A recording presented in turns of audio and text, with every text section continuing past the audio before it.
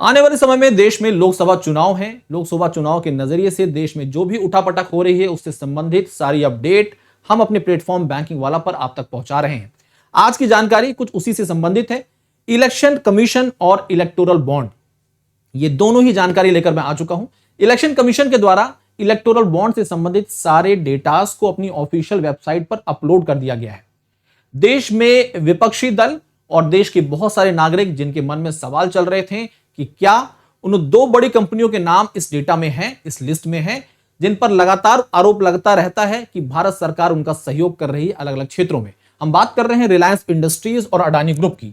लेकिन विपक्षी दलों के लिए और उन लोगों के लिए एक बड़ा झटका है ये कि अडानी ग्रुप और रिलायंस इंडस्ट्रीज की किसी भी कंपनी का नाम इलेक्टोरल बॉन्ड से संबंधित लिस्ट में नहीं है। तो यह झटका विपक्षी दलों के लिए बहुत बड़ा है, क्योंकि लगातार सरकार के ऊपर आरोप लग रहे थे कि इलेक्टोरल बॉन्ड के जरिए में भी इन बड़ी कंपनियों के द्वारा सरकार को चंदा दिया गया हो। अब ले चलते हैं आपको इलेक्टोरल बॉन्ड से संबंधित कुछ पुरानी बातों को लेकर। इलेक्टोरल बॉन्ड स्कीम 2018 में लॉन्च की गई थी। इस स्कीम के तहत कोई भी देश का आम आदमी, कोई संस्था, कोई कंपनी किसी राजनीतिक पार्टी को चंदा दे सकती थी, जो कि एक प्रॉमिसरी नोट के फॉर्म में दिया जाता था, लेकिन नामों को गोपनीय रखा जाता था। इससे संबंधित कई याचिकाएं आई और याचिका में सुप्रीम कोर्ट के सामने इस बात को रखा गया कि यह असंवैधानिक है। सुप्रीम कोर्ट के द्वारा 15 फरवरी 2024 को इस पर फैसला सुनाया गया और इलेक्टोरल बॉन्ड को असंवैधानिक घोषित कर दिया गया।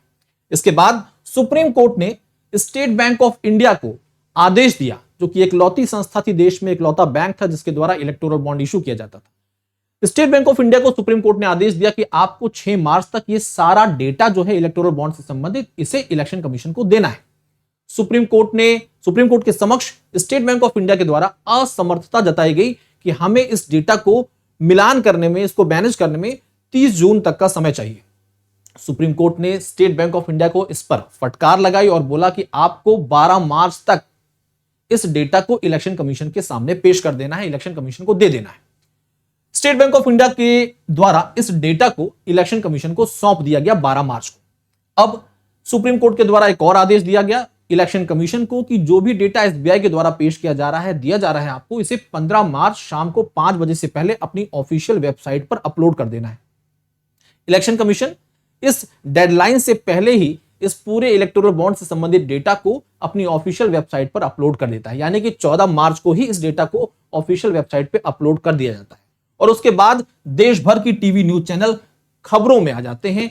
ये इलेक्टोरल बॉन्ड से संबंधित खबर चर्चाओं में बन जाती है कि वो कौन सी पार्टियां हैं जिनको सबसे ज्यादा चंदा मिला है और वो कौन सी कंपनियां हैं जिनके द्वारा सबसे ज्यादा इलेक्टोरल बॉन्ड खरीदा गया है, जिसके माध्यम से चंदा दिया गया है। तो यहां पर एक बड़ा सवाल है कि वो कौन सी बड़ी कंपनियां हैं, हम जानेंगे जरूर, लेकिन यहां पर कुछ बातें भी आपको जानना जरूरी है। सुप्रीम कोर्ट के द्वारा स्टेट बैंक ऑफ इंडिया को हड़काया गया, फटकार लगाई गई। उसके बाद 12 मार्च को यह डेटा इलेक्शन कमीशन को दे दिया गया खुफिया तरीके से, सीक्रेट तरीके से।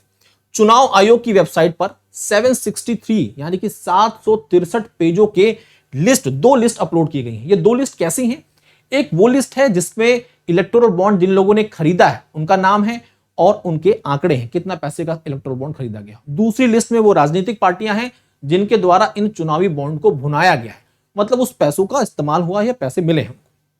लेकिन इन दोनों डेटा को मिलान नहीं कर पाया गया अभी तक, क्योंकि स्टेट बैंक ऑफ इंडिया को सुप्रीम कोर्ट का आदेश था कि आपको मिलान करने के लिए बोला ही नहीं गया है, आपको केवल इन डेटा को इलेक्शन कमीशन को देने के लिए बोला गया है। अगर सुप्रीम कोर्ट के द्वारा स्टेट बैंक ऑफ इंडिया को थोड़ा समय मिलता तो ये भी चीजें क्लियर हो जाती कि किन लोगों के द्वारा किन राजनीतिक पार्टियों को चंदा दिया गया है। तो ये देखने वाली बात होगी आगे आने वाले समय में। तो चुनाव आयोग की वेबसाइट पर 763 पेजों की ये डेटा, ये जो लिस्ट थी, इसे अपलोड कर दी गई है। एक लिस्ट में बॉन्ड खरीदने वालों कंपनियों और लोगों का नाम है और दूसरी लिस्ट में राजनीतिक पार्टियों का नाम है जिनके द्वारा इन बॉन्ड को कैश कराया गया है। इलेक्शन कमीशन के द्वारा 14 मार्च को इस डेटा को अपलोड किया गया था अपनी ऑफिशियल वेबसाइट पर। हजारों करोड़ के इलेक्टोरल बॉन्ड देने वाली टॉप 10 कंपनियां कौन सी हैं? पहले तो 2 कंपनियों के नाम यहां पर क्लियर कर दिए गए हैं कि ना ही अडानी ग्रुप की कोई कंपनी है, ना ही रिलायंस इंडस्ट्रीज। तो अब सवाल उठता है वो कौन से 10 बड़े नाम हैं जिनके द्वारा इन इलेक्टोरल बॉन्ड को खरीदा गया, राजनीतिक पार्टियों को चंदा दिया गया। तो नंबर 1 पर जो कंपनी आती है वो है future gaming and hotel services private limited. इसके द्वारा 1368 करोड़ 1368 करोड़ का बॉन्ड खरीदा गया है। कंपनी का नाम इस लिस्ट में जो 763 पेजेस की लिस्ट है उसमें 1303 बार आया है। सोचिए, आपकी जानकारी के लिए एक और बात बता दें, जिस कंपनी की हम चर्चा कर रहे हैं फ्यूचर गेमिंग की और होटल सर्विसेज प्राइवेट लिमिटेड की, इस कंपनी के मालिक को लॉटरी किंग के नाम से भी जाना जाता है। ये मूलतः म्यांमार के निवासी हैं और किस तरह से भारत में उन्होंने ये कब्जा जमाया, इस प्रकार की कंपनी को खड़ा किया। आपकी जानकारी के लिए एक और खास बात बता दें, दिन है 2 अप्रैल 2022, ईडी के द्वारा एक रेड डाली जाती है इस कंपनी पर और 410 करोड़ रुपए जब्त कर दिए जाते हैं। उसके बाद कुछ दिनों के बाद इसी कंपनी के द्वारा इलेक्टोरल बॉन्ड भी परचेज किए जाते हैं। तो इस प्रकार का सवाल भी उठ रहा है कि बहुत सारी कंपनियां जिनके ऊपर ईडी की रेड पड़ी है, क्या उन कंपनियों के द्वारा भी इलेक्टोरल बॉन्ड बाद में खरीदे गए हैं? तो ये क्वेश्चन मार्क वाली बातें हैं, इन पर हम बाद में चर्चा कर लेंगे। दूसरे नंबर पर जो कंपनी आती है वो है Megha engineering and infrastructure limited. तो Megha engineering and infrastructure limited दूसरे नंबर पर है, जिसका नाम 821 बार 820 बार आया है इस पूरी लिस्ट के अंदर। अब बात कर रहे हैं उन 10 बड़ी कंपनियों के जो कि टॉप 10 में हैं, जिनके द्वारा सबसे ज्यादा इलेक्टोरल बॉन्ड खरीदे गए हैं, सबसे ज्यादा एक तरह से इस बॉन्ड में इन्वेस्ट किया गया है। इस बॉन्ड में सरल भाषा में बता दें, कोई भी इंटरेस्ट नहीं मिलता, बस आपकी आइडियोलॉजी या फिर आपकी जरूरत किसी राजनीतिक पार्टी के साथ है तो आप उसको चंदे के तौर पर इस इलेक्टोरल बॉन्ड के जरिए पैसा देते हैं। फ्यूचर गेमिंग के नाम से यहां पर 1368 करोड़ की जानकारी दी गई, इतने के चंदे खरीदे गए हैं, बॉन्ड खरीदे गए हैं। मेघा इंजीनियरिंग एंड इंफ्रास्ट्रक्चर के द्वारा 966 करोड़ का कुल मिलाकर इलेक्टोरल बॉन्ड परचेज किया गया है। क्विक सप्लाई 410 करोड़ रुपए, वेदांता लिमिटेड नाम जाना माना है 400 crore, Haldia energy limited Calcutta based company है 377 करोड़ रुपए, भारतीय एयरटेल 247 करोड़ रुपए, एसएल माइनिंग नाम जाना माना है, काफी सुनते हैं 224 करोड़ रुपए, western UP power transmission 220, Keventer food park infra 194 crore रुपए और मदन लाल लिमिटेड 185.5 करोड़ रुपए के इलेक्टोरल बॉन्ड परचेज किए गए। इसके अलावा टीवीएस जैसी कंपनियों के भी नाम है जिनके द्वारा इलेक्टोरल बॉन्ड खरीदे गए हैं।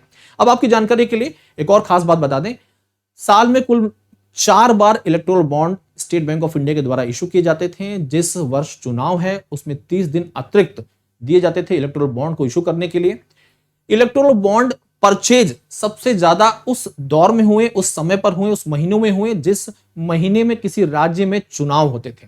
उदाहरण के तौर पर अगर कल पश्चिम बंगाल में चुनाव है तो पश्चिम बंगाल में जिस महीने में चुनाव है उस दौरान सबसे ज्यादा इलेक्टोरल बॉन्ड की खरीदारी हुई है।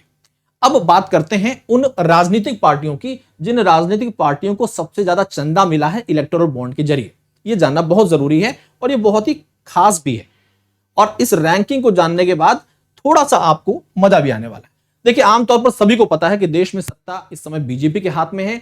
चुनावी चंदा जो है इलेक्टोरल बॉन्ड के जरिए सबसे ज्यादा बीजेपी को ही मिलेगा, और बिल्कुल सही भी है। 6060 करोड़ रुपया बीजेपी को इलेक्टोरल बॉन्ड के जरिए चंदा मिला है और इस तरह से बीजेपी नंबर 1 पायदान पर है। लेकिन जब हम बात करते हैं दूसरे नंबर पर जो कंपनी है, यहां पर कंपनी की बात नहीं, यहां पर राजनीतिक पार्टी की बात चल रही है। दूसरे नंबर पर जो राजनीतिक पार्टी है उसकी तो तृणमूल कांग्रेस 1609 करोड़ रुपए, तृणमूल कांग्रेस में 1609 करोड़ रुपए राजनीतिक चंदा मिला है, चुनावी चंदा मिला है इलेक्टोरल बॉन्ड के जरिए। तीसरे नंबर पर खिसक गई है Indian National Congress INC, Rahul Gandhi ji की पार्टी है ना। तीसरे नंबर पर कांग्रेस को मिला है 1422 करोड़ रुपए, और चौथे नंबर पर चौंकाते हुए भारत राष्ट्र समिति, जिसके द्वारा लगातार 10 वर्षों तक तेलंगाना में शासन किया गया। तेलंगाना राष्ट्र समिति के नाम से पहले यह पार्टी जानी जाती थी, फिर इलेक्शन कमीशन से भारत राष्ट्र समिति का नाम लिया गया। इसके द्वारा 1214 करोड़ रुपए का चंदा इसको मिला है। इस बार तेलंगाना में भारत राष्ट्र समिति की हार हुई है और कांग्रेस ने सत्ता संभाल ली है। रेवंत रेड्डी इस समय वहां पर सीएम है। तो ये सारी जानकारी टॉप लिस्ट आपके सामने है। बीजेपी, टीएमसी, आईएनसी और बीआरएस, ये 4 राजनीतिक पार्टियां हैं जिनको सबसे ज्यादा चंदा मिला है इलेक्टोरल बॉन्ड के जरिए। तो आज की इस जानकारी को आपकी जानकारी के लिए बता दें कैसी लगी। आप सेशन को जरूर लाइक करिए, सेशन को शेयर करिए अपने साथियों के साथ। और आपकी जानकारी के लिए, अगर आप बैंक एग्जाम की प्रिपरेशन कर रहे हैं तो आपके लिए 4 बजे शाम को एक सेशन आता है जिसमें हम करंट अफेयर के साथ साथ में बैंकिंग अवेयरनेस का डिस्कशन करते हैं। सेशन का हिस्सा बनिए, दोस्तों को शेयर करिए। इसके अलावा सुबह 8 बजे इंग्लिश का जबरदस्त सेशन आता है, रात को 10 बजे भी इंग्लिश के लिए एक स्पेशल क्लास आती है। साथ साथ में आप बैंक एग्जाम की प्रिपरेशन कर रहे हैं तो महाविश्वास पैक और महापैक के साथ अपने आप को एनरोल कर सकते हैं और अपने एग्जाम की तैयारी को तूफानी गति दे सकते हैं। दिशा फाउंडेशन बैच सभी बैंक, एसएससी, रेलवे और इंश्योरेंस स्टेट एग्जाम के लिए इंपॉर्टेंट है, मात्र 3,999 में है। बैंक फाउंडेशन 4.0 बैच भी रन कर रहा है, 1,699 में आपको ये बैच मिल जाएगा। तो ऐसी जानकारी के लिए हमारे साथ जुड़े रहिए। धन्यवाद। खबर कैसी लगी कमेंट बॉक्स में जरूर बताइएगा। Thank you.